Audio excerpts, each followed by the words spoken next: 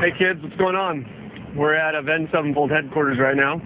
Mr. Zachy B, just finished the G. This place is it's become our home. But yeah, we're totally in the middle of making this album, and it's just been absolutely crazy. It's gonna get crazier. So this is it, Big Blue Building. Check it out.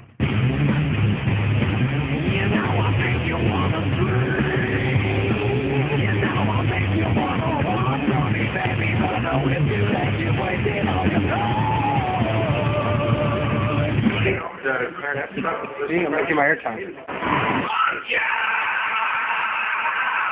You're sitting down too. Oh, really? Alright, so let's put the mic out for us. Are you going to sit for this one?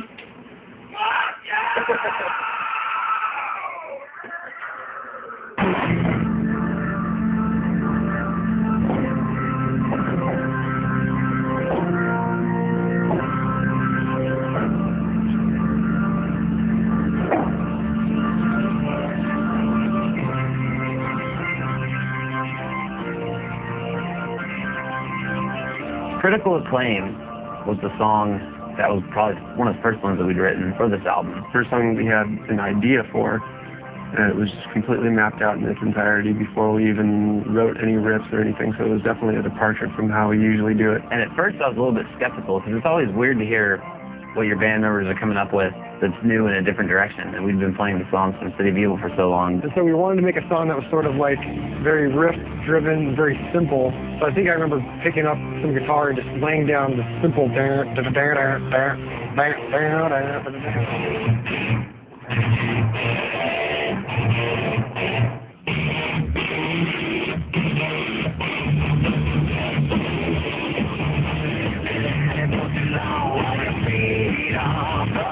Matt saw the demo all along. He knew how it would turn out, but it wasn't until we got in the studio and started adding layers and just making it huge and really working on the lyrics. It was one of my first times really collaborating with him on lyrics, and we just wanted to get a really good message across. I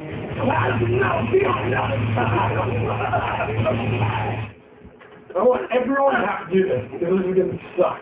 How does it feel to know that someone's in the heart of America and put on their hands to defend your life, maintain your life now, so you can satisfy this existence? Yeah, dude. We wanted it to just set the mood for the entire record. We want it to be in your face, powerful, mean something, say something. Alright, cool. Okay.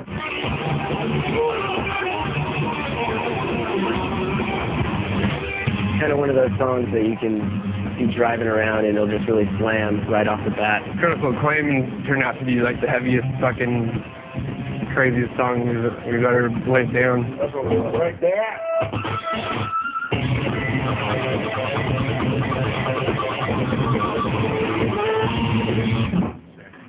It's really cool to have all the different vibes turn out to be successful and so powerful. And this part of the song, the piano comes in and like these nice lyrics come in, it gets like a swaying type of feel.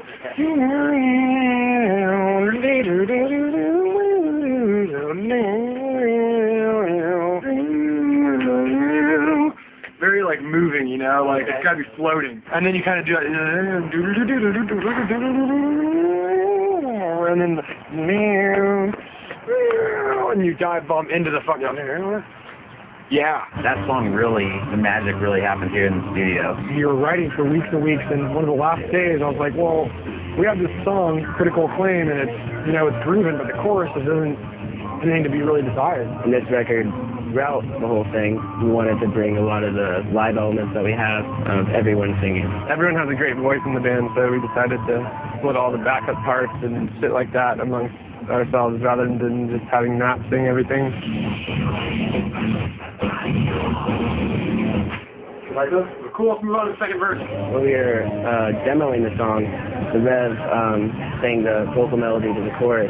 And the Rev had this very simple chorus with a couple chords, which is the chorus you hear today, and he let me lay it down. When it came time to actually track it, it was definitely an element that we wanted to have in the song was the Rev coming up in the chorus, something that we haven't done before. He laid it down, sang this thing, and I was like, dude, you sound awesome singing it. You should sing the chorus.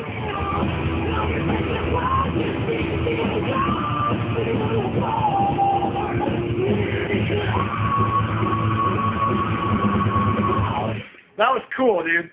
We have this kind of cool intro, and it's kind of supposed to be a fake out. You know, like you think you're going to get a typical Avenged Sevenfold song with some dueling guitars and stuff, and it just kicks in and kicks your ass. And it kind of sets the stage for the rest of the record that, you know, we're still Avenged Sevenfold, but this is a very much more groove-oriented, groove-based record.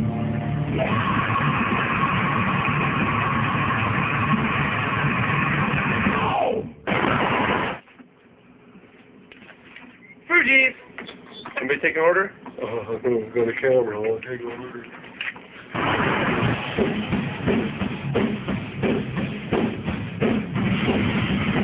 Almost Easy was a song that the Rev came to the garage with when we were demoing out the album. Jimmy, like, you know, went into hiding for a while. Couldn't really go into hiding, but he went and started writing. He's like, I got a song, bring it to you guys and show you it. So he comes over one day and Almost Easy has been written. He started playing this guitar that we just didn't know what he was doing there yet. We were listening to it, we were kind of smiling, you know, like, where's this going? When you see the drummer play the song, it doesn't really come across as great as it can be. You know, he's like, oh, I can do that riff so good, and just imagine it. Brian refused to play it. He just refused to play it. He didn't like it. He thought it was cheesy, and at the time it did sound a little cheesy because it was just, you know, one note.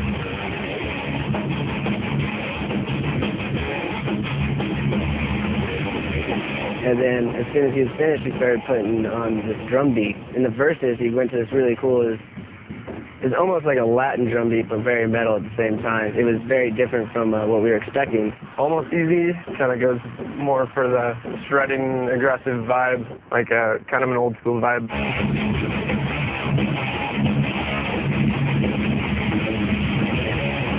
Has a lot of new contemporary flavors to it, thrown in shit like double ride.